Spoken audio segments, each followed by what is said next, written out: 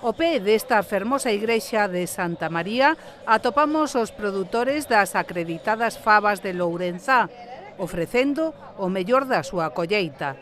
Durante toda a fin de semana celebrouse a 26ª edición da Festa da Faba de Lourenzá, que foi todo un éxito de público e vendas. Moita asistencia de xente, como moi ben pois podedes comprobar aquí, e onte foi unha xornada maravillosa, o tempo nos acompañou e foron moitos os visitantes que acudiron aquí a Lourenzá. Vendéronse pois preto de 420 racións de fabas, o cal pois é unha cifra que, bueno, que deixa ver que houve realmente pois moita asistencia de xente. Son unha xornada vendeuse ao redor dunha tonelada de fabas. Non é de estranar, porque a súa zona vai máis aló de Galicia. Pois teñen moi boa fama, la verdad. Nosotros cando as compramos ali pensamos que poden ser desta zona e dá moi bon resultado. E además eu vou levar fabas para o caldo tamén, que sendo asturiana, pero eu son galega, con lo cual pois eu tamén fago caldo en Asturias. Agora precisamente acaban de salir uns de Mallorca, Madrid, para fora de Galicia vai, para bastantes sitios. A feira é o mellor lugar para apreciar no seu esplendor a gran variedade de fabas. Esta é a verdina do marisco, que se fai con bacalao, con almeja.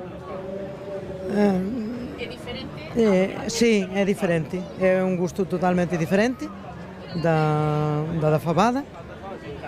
Hai que poñela a remollo tamén igual que do eso. Dicen que non se debe cocer con auga con cloro, incluso ningún tipo de faba, que se endurece. Hai muchísima diferencia. Esta, a seca, hai que poñela a remollo o día anterior e despois o día seguinte cociñala. A fresca, que é esta outra, pois esta non necesita. Esta vai directamente á pota para cociñar e non necesita remollo. Esta é moito máis suave que a blanca, moi mantecosa. E bueno, esta consérvase no congelador durante todo o ano. Hai quen prefire as do caldo. Comprei 1 kilo das do caldo. A 4 euros, ben. E a min gusta má faba esta de Lorenzana, é un poilín cara, pero é buena. Na feira puidéronse degustar noutras receitas. Sen auga fría todo, poñemos as fabas, botamos unha cebola, dúas follas de laurel e un chorriño de aceite de oliva. Seguidamente, a parte, fai unha salsa con allo e cebola, hasta que está todo ben pochado. Unha vez que está pochado, botolle pimentón picante e dulce, pimenta blanca, 2 cucharadas de fariña e un vaso de tío Pepe. Buenísimas están. Hai que comelas para saber, están buenísimas. E mesmo en lata de conserva. Hai unha faba que é unha ensalada, xa con varios produtos, que é para comer, que está aquí, é para comer fresca completamente así. Se lle quer ao consumidor o gusto añadir un pouco de máis aliño, pero logo temos callos, pulpo, setas e bacalao.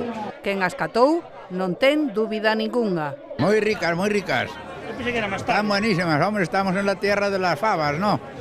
Si aquí no son buenas, ¿cuándo van a ser? ¿Dónde van a ser? Este ano a colleita foi menos abundante. Bueno, menos colleita, un poquinho máis pequena, bastante limpia, porque como non choveu, pero bueno, un poquinho máis pequena, e menos cosecha. Pero a faba é moi saborosa. É a mellor que hai, non ten piel, coce enseguida, é blanca como as flepas da neve. É o que hai, é a mellor do mundo.